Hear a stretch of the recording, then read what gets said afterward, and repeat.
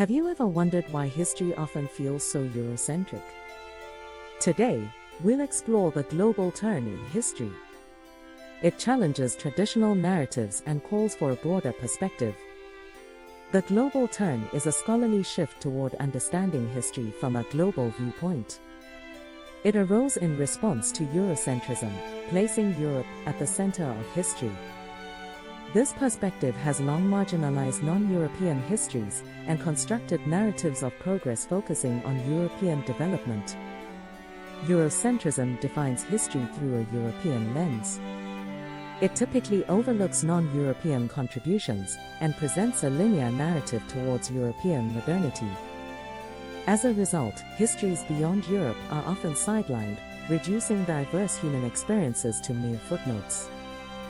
The roots of Eurocentrism run deep, embedded in European colonialism and imperialism.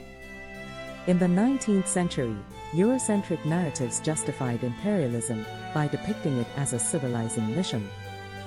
These narratives dominated for much of the 20th century, impacting how we understand history today. Now, let's discuss the transition from world history to global history.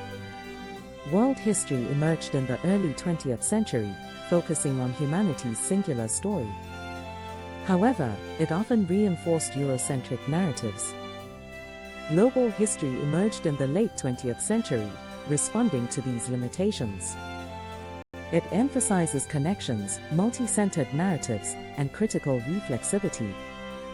Instead of viewing societies in isolation, it examines the exchanges linking them across regions. Global historians seek to dismantle the hierarchical narratives of the past. They explore key themes, including connections and networks, and the entanglement of histories.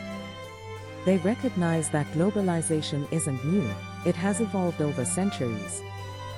The global turn reshapes historical practice. Historians are now expanding their geographical scope beyond Europe and North America. They incorporate cross-disciplinary insights and diversify their sources, including oral traditions. But how can historians move beyond Eurocentrism? Scholars suggest several strategies. One key approach is provincializing Europe, treating it as one region among many. This encourages a more inclusive understanding of global histories. Historians can also construct multi-centered narratives. This involves acknowledging multiple historical trajectories and the interconnectedness of various regions. Careful reflexivity ensures historians remain aware of their own biases. However, challenges still exist. Language barriers restrict access to non-European scholarship, while institutional inequalities persist. Moreover, the historical canon remains dominated by European perspectives, complicating efforts for reform. Despite these challenges, the journey toward a more inclusive historical understanding is important. It requires continuous effort to critique dominant narratives and integrate diverse voices into historical discourse. In this course, we aim to embrace a global perspective. We will examine histories from Africa, Asia, the Americas, and the Pacific. Understanding connections and emphasizing voices beyond Europe will be central to our studies.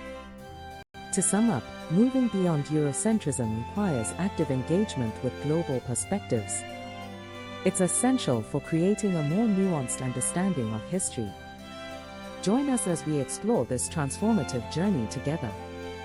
If you found this topic engaging, please subscribe for more insightful discussions on history. Let's continue to challenge established narratives and foster a deeper understanding of our shared past.